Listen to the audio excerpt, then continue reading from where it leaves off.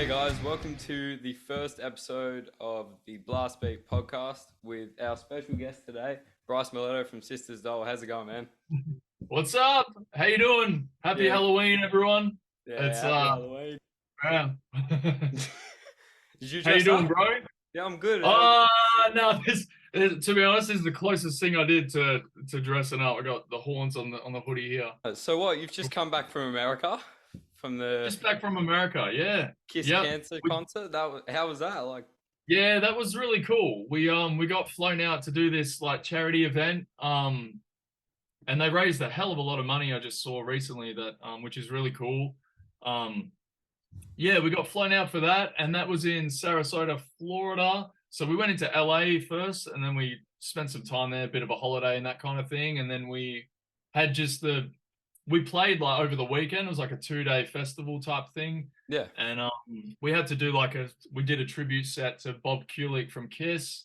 And then we did a couple of songs to tribute Ace Frehley from Kiss. And then we jumped up for like a couple of acoustic things and that. And then we did our full Sisters Doll set, which kind of broke up the weekend, which was cool because it was nothing but Kiss, man. Like, no joke. It was just like Kiss music all weekend. yeah. And I think they really dug that we got it was kind of a breath of fresh air to hear some new music. And yeah, it was cool. Caught up with some friends and, made some new fans, and it was fun.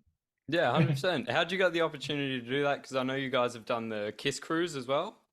Yes, yeah. We did the Kiss cruise, and then before that, we did this thing called Creatures Fest. And Peter Criss performed at that, and we played with him there, and Bruce Kulick too, and Ace Frehley as well was at that one too. But the people that organized the Creatures Fest did the cancer one as well, and Yeah. so we were received well at that one, and then they invited us back, and we're like, hell yeah, why not? But it was quite short notice, so we didn't have time to like book a show at the Whiskey or do any other shows.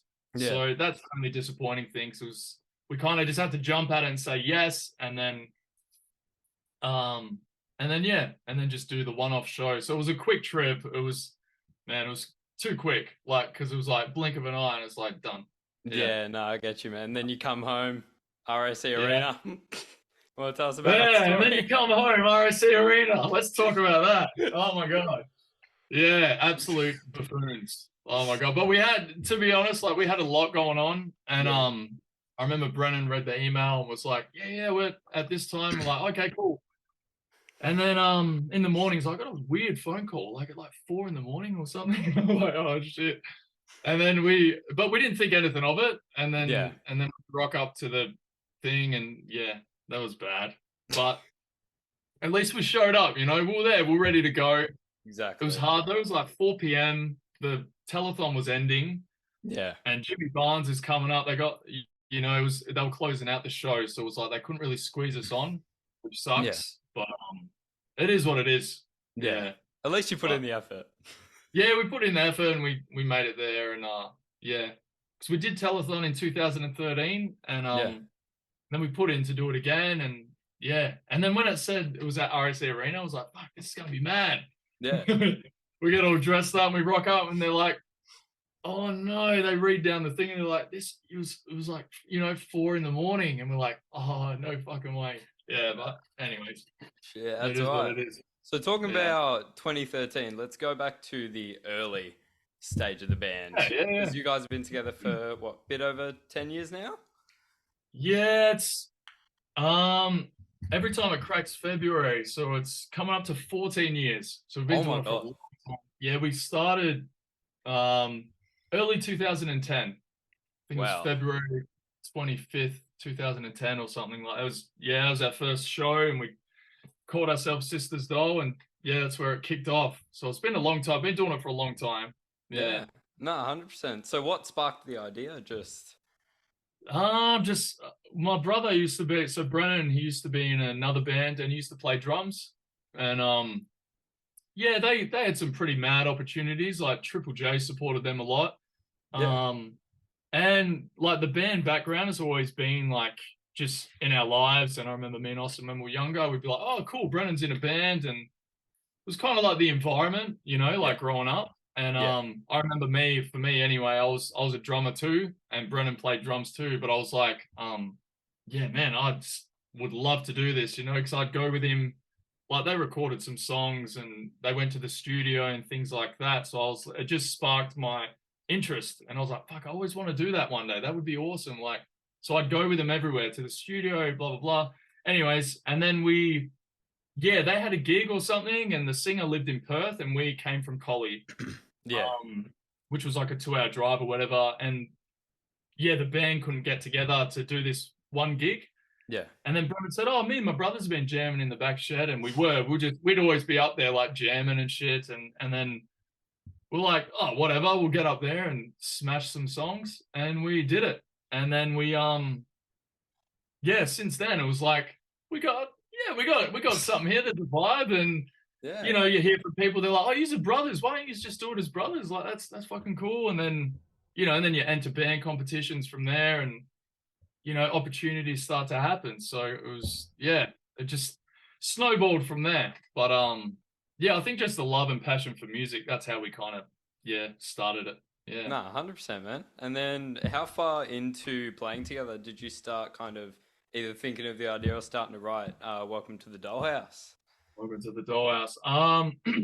Well, Brennan, because he was in his old band, he had like just a bank of like songs that he'd written like on the side, and he was kind of, I don't know, in his head he was a bit like, I'm going to save a few of these, like because who knows where my band will go. So Welcome to the Dollhouse was pretty much all Brennan's like writing and lyrics, and Brennan pretty much does take the whole reins when it comes to the lyrics side of things of the music. Yeah. And yeah, that's how it kind of came together. Like we'd throw in some whack ideas. Like we got a song on there called "I Love Barbie," and Yeah, I saw that on TikTok. Yeah, because we're just young, like so we're just having fun. And we're like, oh, this is awesome to be in a band, and and things were happening. And I mean, when we started, I was 15, Austin was 13, I think Brennan was 17. Yeah, so we were very young, and yeah, but that's how it kind of eventuated to that. But we entered a competition and we ended up winning, which was in Perth. It was called Ampfest or something, and that gave us the opportunity to fully go into the studio and record. Record a few songs at least. I think the prize money was like $10,000 worth in the studio. Jesus. But as we were doing it, we're like, oh, why record just a couple of songs? We're like, let's put the rest of the money in and do the whole album. So that's what we decided to do, and that was in 2012. Yeah. Jesus. Yeah. But that was really cool because that was our first experience as, taking it to that next level. You go in, you record, and it was cool. Yeah. It was a start of something, Yeah. Yeah, and then kind of establishing your sound and working your way from there all the way to Prisoner. It's got to be my favorite. Sorry, but oh yeah, you like that? It's amazing. Thanks, bro. man. Seriously. It's the heavier one. We're like, because we're talking to Ricky, our producer, and we're like, what one do we go out with? And we had Change was actually supposed to be our debut release. We're going to release Change before Prisoner and Kiss Me even came out. Wow. Not many people know that, so there's an exclusive. But we went out with Prisoner. Ricky said, let's go Prisoner, let's go hard, like go heavy and be like, yeah, we've been working on this new music, smash out with that. It was a great idea. And then the concept of it, we're like, let's film it somewhere crazy. So we went to the Geelong Ghoul and we made it all spooky and created a whole theme behind it, which was cool. It was kind of like, felt like an upgraded Dollhouse, because Dollhouse, we had a theme. It was a concept. We had the chicks dress up and the whole doll theme. And then we thought, let's create this as well, but just like a heavier, like a new take on our whole concept. So it worked really well. Yeah. And stoked with how I feel like Ricky's really captured our sound. We've really found our sound now. And I'm excited for you to hear the rest of the album, man. If you love Prisoner, like there's some more heavy shit on there, and I know you'll dig it. You'll dig it. 100%, man. Man, I'll get the covers out. Yeah. Mate, no shit. Yes, for sure. You've been smashing them. They sound awesome too. Bro, cheers, man. Nailing it. It's cool. When it comes to hitting the studio, how early do you kind of start rehearsing like drum parts? How do you come up with the drum parts? What's kind of like your practice before studio? Yeah, we it was during COVID. We kept first we demoed like I think there was like 5 songs or something. So during COVID, there was that 2 year break, especially for Melbourne, as you know, and we were Yeah, destroyed for like 2 years. So, but because we were brothers, we all like, yeah, we're all roommates, so we lived together, and but we have our studio, and I started figuring out, the audio side of things, and yeah, mic up the drums, mic up the guitars, everything. We started just demoing and writing new songs. Um, and that's how we did it, man. Like it was over the space of probably a year and a half. We'd demo all the songs roughly, like just rough in the studio here. yeah, To like roughly so you could play them back and hear them, like you'd hear that the songs had a structure, yeah, And then we'd send them off to Ricky. We'd send him 5, and then he'd work us hard. He'd be like, all right, send me another 10, send me another thing. And then we ended up getting 40. There was about 40 songs we demoed. Jesus. And I'm not even kidding. There is 40 songs, probably even more that we demoed. Even some were covers that we did. Yeah. And he'd come back and say, "Yeah, cool. I think we're on the right track. 40 songs. There we go." So There's then, like 5 of these are good. yeah. Yeah.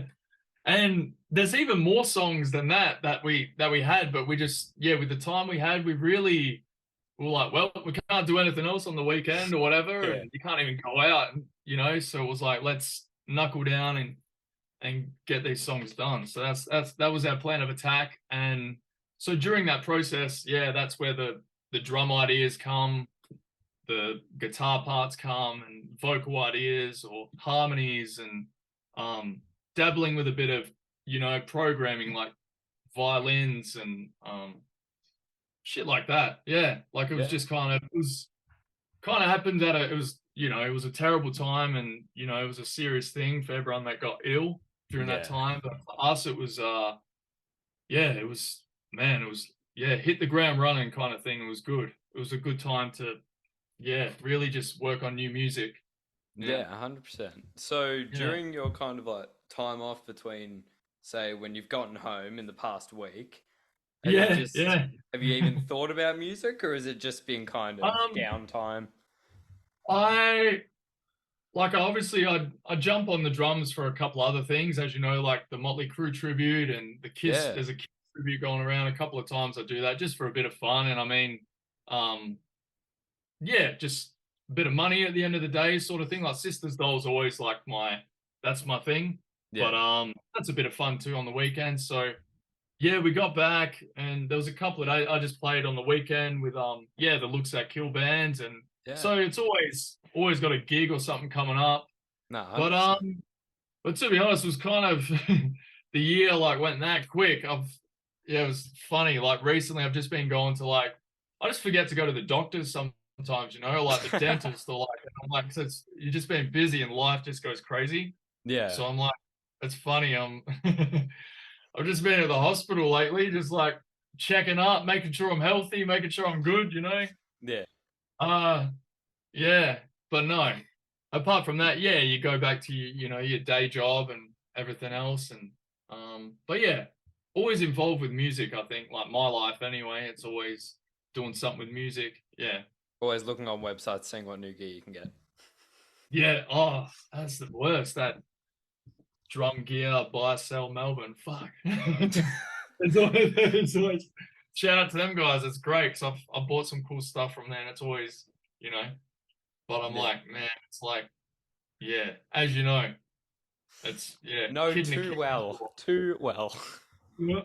Kid in a candy store, and it's like just and when something new comes out, it's like I gotta try that, and yeah, Yeah. that's crazy. But obviously now that you're kind of with certain companies like TRX, Ludwig, Porter and Yes, Davies, how did you kind of decide you wanted to just stick with them? Because I know, say you see another symbol come out, say it's from a different company, and you're like, yes, yeah, okay, I yep, know. I Yeah, can't, but I it want it is. like, Yeah, it is hard. I know what you're saying. Yeah. yeah, Thankfully, the brands that I'm with, I've kind of always had a passion for, you know, and always like loved, and they've always had great gear no matter what. So, 100%. um, so it's been pretty good to me so far. Like I remember we did the Australia's Got Talent thing, and Yeah. that's how Ludwig came about. Oh, They okay. saw me on the show and said, "Oh fuck, that's cool. Like a young drummer, we should get him, you know, sponsoring the brands and That's the dream. yeah, nah, you'll get there, bro. It's awesome. Just yeah, hard work and dedication. Nah, 100%. But nah, I yeah was lucky enough to get that, and they asked me, and I said, hell yeah, like fuck, Alex Van Halen, John Bonham, like Ringo Starr, like the list goes on with Ludwig drums, and Yeah. or Eric Carr from Kiss, of course, like that was just like big tick for me, Yeah. and yeah, them drums are just yeah incredible. And then they pretty much signed me up and said, "What do you want?" And I was like, "Oh, what's the deal?" And it was like 40% off, which I was lucky to get. And I rigged up my first. I went big, like 26 by 14-inch kick drums, and like it's. Punchy. I know every time. Well, I just played music and like this is where it gets hard because Sisters Doll and stuff. I always use Ludwig, but when you're sponsored and you can't you know, you got other bands on the bill and you can't swap over drum kits all the time. Like every time I have to share a kit or something and it goes to like a 22-inch kick drum or something, you just notice the difference. You're like, this just isn't hitting. Like Yeah. it's not pounding enough. But Yeah. yeah. But No, no, I I'm remember. like There, I go, sorry. no, no, no. I was just saying yeah, just it's cool. TRX is a hard one because they're from America and they used to have distributors here in Australia. Yeah. So if I've cracked a couple of cymbals recently, and yeah, it's you know you get the discount and artist discount things like that, but to get them shipped to Australia it's a tough one. Yeah. Yeah, but they straight out of Turkey, just like Zildjian cymbals and stuff. Yeah. So like, and I love Zildjian, so yeah. Yeah, 100%. I've recently just gone from like full Zildjian setup to like full Minor. Just Oh really? You've yeah, changed? like bro, Yeah, I'm fully on mine Minor are now. great too. Yeah, they're Yeah. great too. Like the Yeah, reason I switched over, like one, I was cracking Zildjians like all hell, going for the heaviest ones, like, yeah, and they just, I don't want to work on my technique. I want to play, and I want symbols that are gonna yeah. They keep up with hard hitting. And yeah I just, Zildjians weren't really they holding weren't. up, and Yeah. I know like Luke Holland falling in reverse, and Yes. he Yeah. was probably the main, or like Craig Reynolds from Straight from the Path, Yeah. who that I can think of right now off the top of my head that would just like, this sound is fucking crazy. Yeah. Like, I want to go. So, sold all my Zildjians. No, I didn't even. I bought all my Minors with Yeah. every single bit of money I had. Oh shit. And then sold my Zildjians because I wanted the Minors straight away. Oh, that's awesome. Yeah, I don't know. I just That's the love. thing. Like, yeah, that's the thing. You got to play what you love. You know, if like, you know, I went and played a Ludwig kit or something and I didn't like it, I wouldn't go with them for the, you know, oh, I'm sponsored by this. You know what I mean? Yeah, Like, I just wouldn't do it. You know what I mean? yeah, And the same goes with the TRX symbols. Like, I was a bit hesitant at first. I was like, oh, I like them, but I don't know. But over the, you know, I used them in the studio and Ricky complimented them and said they were great. And I'm like, okay, cool. yeah. And I've been with them for a couple of years now and they've been great, holding up all right. They're quite solid. They do a lot of like the crash rides, and that's what I like. Oh, Just like the yeah, big, like, and they're like my main crashes. Like, that's like, I think like 19, 20, like they're quite big. But yeah. On my I acoustic like kit that. now that I'm with mine, I'm using the 21-inch polyphonic ride as a crash, Yo, as my sick. ride crash. It's Yeah. amazing, and I'm using the Chris Coleman, like you know that really dry one, the one with the holes in Yeah, it. yeah, yeah. I'm using that as my ride. So I got Sick. 19-inch I, Byzance left, yeah, 21-inch polyphonic, and 21-inch Chris Coleman. It's a fucking killer. heavy Yeah, setup. TRX, everyone's using this like dark ride. They call it like, yeah, the dark ride. And I think Yeah, it's got that similar sort of finish on it. And it probably has a similar sound, but that's what I'm yeah, I'm saving up for, because that would be sick. Nah, 100%, man. Yeah. So, last question is, dead or alive, who is your dream collaboration? Oh, dead or alive, dream collaboration. Oh shit. Whether it be That to is a play tough one. for or have them Oh play with yeah, for Sister's Doll sure. or just in any situation. Oh man, off the top of my head, you know who'd be sick to drum for? Michael Jackson. That would be mad. That Yes, would be sick. that would be And amazing. then he had the goat, the drummer, who's like, he like catches his cymbals like that. Have you seen that Mr. dude? Mr. Karate Chop, Jay Moffat. Yeah, he's a maniac. But Oh, he's like, yeah, just them solid fucking grooves and stuff, and um, yeah, his music is just like timeless. I'm like, that would be awesome. Yeah, nah, 100%. that would be sick. No shit, man. Off the top of Well, my head, there's yeah, so many though. Holy shit. nah, 100%, man. Yeah. Yeah, all good. Well, you know what? Thanks for joining me today, man. Good to speak to you. Killer, bro. Yeah, thanks for this and good luck with the pod, and yeah, we'll do a follow-up one later in the whenever. Maybe No next year, by this point the year's nearly out. We're nearly we're nearly done. 100%, man. New Weird, Year's like podcast. yeah, New Year's podcast done. Yeah, easy, Awesome. man. Yeah, all good. Good to speak to you. Well, thanks for You joining too, the bro. first episode. Killer, man. I'll be No, sharing this everywhere. We'll get your word out there. So easy, it's man. killer. Appreciate it. But yeah, Keep drumming. cheers, bro. So thank you everyone for joining the Blastbeat podcast. I will see you in the next one. Peace.